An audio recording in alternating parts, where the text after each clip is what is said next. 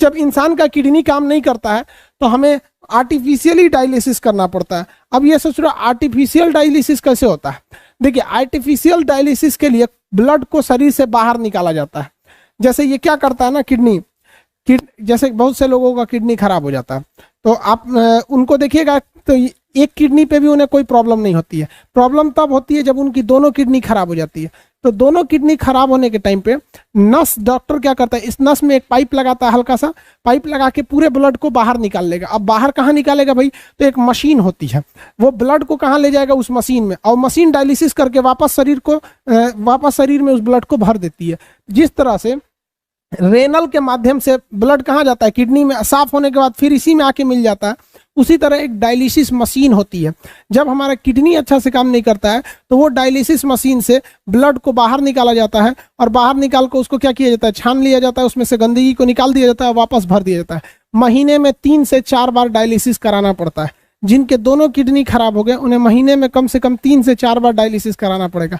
एक डायलिसिस का कम से कम खर्चा आता है, मतलब एवरेज मान के चलिए 3 से 4 हज़ार रुपये, मतलब 20-25 हज़ार रुपये उनके महीना जाएगा। उनके दोनों किडनी खराब हो गई तब जी। किडनी में कभी कभी स्टोन जमा हो जाता है। स्टोन, किडनी का जो स्टोन होता है वो कैल्शियम ऑक्जिलेट का बना होता है। ये क्वेश्चन हमेशा पूछेगा, किडनी का स्टोन किस चीज़ का बना होता है? तो कैल्शियम ऑक्जिलेट का। देखिए, किडनी में जो स्टोन होता है वो बहुत ज़्यादा रिस्की नहीं होता है।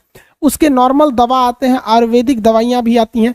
नींबू और पानी पीने से भी क्या होता है, किडनी में जो लिक्विड जाता है वो उस स्टोन को गला सकता है। किडनी से यूरिन को बाहर निकालने वाली नस को क्या कहते हैं? यूरेटर। यूरिन को कहाँ ले जाके जमा करता है? ब्लाडर में। इस ब्लाडर में जमा कर देता है। इस ब्लाडर में जब जमा करता है तो इससे शरीर से बाहर निकालने के लिए यूरेथ्रा का प्रयोग किया जाता है। किसका प्रयोग किया जाता है? यूरेथ्रा का। यूरेथ्रा क्या करेगा? ब्लड को शरीर से यूरिन को शरीर के बाहर कर देता है। यूरिन में 95% आपका क्या रहेगा भैया? ये रहता है वाटर।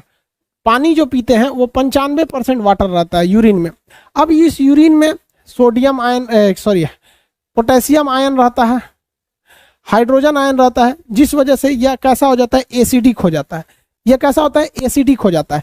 इसका पीएच जो होता है ना वो वैरी कर जाता है। 4.8 से ये 7.2 तक चला जाता है, वहां तक ये वैरी कर देता है। ये डिपेंड करता है कि वो यूरिन कितने देर तक रोका है, या एज पे भी डिपेंड करता है। बीमारी वगैरह में भी देखते हैं वो यूरिन जांच किया जाता है, ताकि यूरिन से पता चल जाता है। किसी इंसान के शरीर की हालत जांच करनी है तो 2 चीज जांच कीजिए। पहला आपका उसका यूरिन जांच कर लीजिए, यूरिन, और दूसरा उसका क्या जांच कर लिया? ब्लड जांच कर लीजिए। हो गया? ब्लड जांच कर लेंगे, यही ना हो सकता है। दूसरा क्या? उसी तरह किसी देश का अगर आपको क्या जांच करना है? स्थिति जांच करना है, तो उस देश का सेंसेक्स देख लीजिए कितना है, और निफ्टी देख लीजिए, यानी शेयर देख लीजिए। सेंसेक्स और निफ्टी, जिस तरह से हमारे शरीर का ब्लड जांच और यूरिन जांच से सब पता चल जाता है, उसी तरह सेंसेक्स और निफ्टी से सब पता चल जाता है। इसमें 2% के आसपास में यूरिया होता है। क्या होता है? यूरिया होता है। यूरिया 2% से 2.5% के आसपास यूरिया होता है। तो यूरिया, पेशाब से यूरिया भी बन सकता है। बहुत सारे ऐसे जगह, जैसे नॉर्थ कोरिया एक ऐसा देश है जहां खेती के लिए यूरिया की कमी हो गई है, तो वो लोगों ने कहा है कि हर इंसान 1-1 बोतल यूरिन यानी पेशाब उनको देगा। तो वो क्या करेंगे? उनको यूरिया इजीली मिल जाएगा। उस बोतल के पेशाब को अपने फैक्ट्री में ले जाएंगे और पूरा एक जगह इकट्ठा करेंगे, डिस्टिलेशन प्रोसेस से यूरिन अलग कर लेंगे, पानी अलग हो जाएगा, यूरिया बैठ जाएगा, फिर उसको फर्टिलाइजर बना के और उर्वरक के रूप में उसका प्रयोग किया जा सकता है। तो हम लोग जो एक्सक्रेशन करते हैं वो मेन एक्सक्रेशन यूरिक एसिड का होता है या यूरिया का होता है, ये हमको डिसाइड करना पड़ेगा। हम लोग जो एक्सक्रेशन कर रहे हैं किडनी के माध्यम से वो यूरिक एसिड है या यूरिया? यूरिक एसिड करते हैं हम एक्सक्रेशन के रूप में। तो मुख्य रूप से पेशाब के रास्ते जो होता है एक्सक्रेशन, उसमें यूरिक एसिड होता है। अब पेड़ पौधे क्या एक्सक्रेशन करते हैं? पेड़ पौधे भी एक्सक्रेशन करते हैं। पेड़ पौधों के पास भी फालतू पदार्थ होता है, तो पेड़ पौधे उस फालतू पदार्थ को निकालने के लिए भी लाशा का, देखते होंगे गोंद निकलता है। नीम के पेड़ पर ऐसे काटिएगा वहां गोंद निकलने, आम के पेड़ पे देखिएगा लाशा निकलने लगता है। तो पेड़ पौधे भी गोंद, लाशा तथा दूध, पपीता के पेड़ पर अगर ऐसे नाखून मारिएगा तो उसमें से दूध निकलने लगता है, वो उसका एक्सक्रेशन का काम करने लगता है। तो ये पेड़ पौधों में भी एक्सक्रेशन होता है, ऐसा नहीं कि केवल मानव में ही होता है, पेड़ पौधों में भी एक्सक्रेशन होता है। देखे हैं कि नहीं? क्वेश्चन पूछा हुआ था रेलवे में कि गोंद जो होता है लाशा, गोंद, गोंद किस मतलब गोंद के रूप में एक्सक्रेशन से क्वेश्चन पूछा था। तो ये एक्सक्रेशन बताइए गोंद क्या है, उसका फालतू पदार्थ है। नीम वगैरह का गोंद आता है, पहले जब किताब उताब में फेविकोल नहीं था तो इसी सब चीज से चिपकाया जाता था। कीड़े मकोड़े भी एक्सक्रेशन करते हैं। एक बार क्वेश्चन पूछा था कि कीट में, कीड़े मकोड़े समझते हैं कीट, कीट में एक्सक्रेशन किसके माध्यम से होता है। जैसे हम लोग में एक्सक्रेशन के 5 तरीके थे।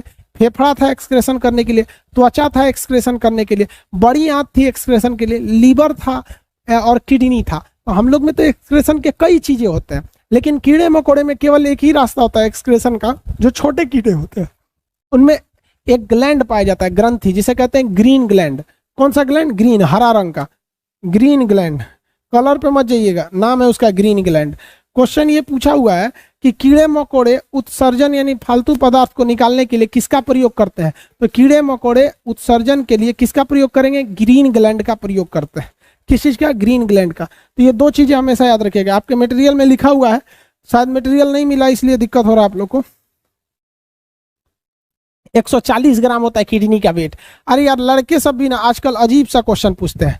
अरे कुछ कॉन्सेप्ट वाला क्वेश्चन पूछेंगे तब बताएंगे। सपोज कीजिए एक बार बात के चलिए, कोई भी टीचर पढ़ा रहा है, दिमाग से अगर उसी को उतर गया कि किडनी का वेट 140 ग्राम या 150 ग्राम बताना, तो ये कोई बहुत बड़ा का चीज़ तो है नहीं यहाँ पे। तो नॉर्मल चीज़ आप भी पता कर सकते हैं आजकल के ज़माने में। अब हम लोग पढ़ते थे तो सोच रहा ना यूट्यूब था ना गूगल था, कुछ नहीं होता था, गुरु जी बताएंगे ना तो किताब में खोज के रह जाइए। ये बहुत बड़ा क्वेश्चन है। 140 से 150 ग्राम होता है एक का वजन, ठीक है।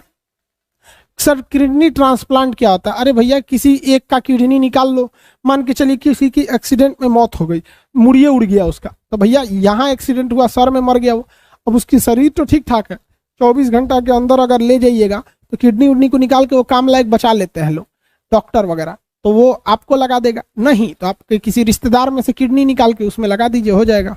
स्टोन कैसे बनता है? कैल्शियम और ऑक्जेलिक एसिड खूब रहेगा आपके बॉडी में, क्रिया करके कैल्शियम ऑक्जिलेट बना देगा, वो टाइट हो जाता है, उसी को कहते हैं कैल्शियम ऑक्जिलेट, स्टोन हो जाता है। अब टाइट होने की वजह से वो पत्थर की तरह हो जाता है टाइट। अब कोई झुकेंगे तो गड़ने लगेगा, दर्द करेगा। अब कोई भी चीज अंदर से गड़ता है तो बहुत भयानक दर्द करता है। जैसे जूता के अंदर का कंकड़ बहुत भयानक दर्द करता है, जबकि सड़क का कंकड़ उतना दर्द नहीं करता है।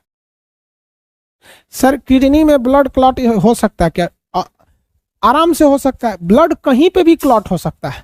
ब्लड को क्लॉट होने के लिए कहीं पे भी ब्लड क्या हो सकता है? क्लॉट हो सकता है, उसमें आप टेंशन है। अब किसी को मार देंगे यहाँ भड़ाक से यहाँ पर, अब यहाँ खूब हुमच के मार दीजिए, अब यहाँ की कोशिकाएं क्या हो जाएंगी? मरने लगेंगी। और जैसे मरेंगी तो यहाँ ऑक्सीजन नहीं पहुंच पाएगा, क्योंकि ऑक्सीजन लेने का काम माइटोकॉन्ड्रिया करता है। और जैसे ऑक्सीजन नहीं मिलेगा वहाँ का हेपरिन क्या हो जाएगा? मर जाएगा। जब हेपरिन मरेगा तो वहाँ पे फाइब्रिनोजेन और प्रोथ्रोम्बिन मिलकर ब्लड जमा देंगे, क्लॉट हो गया।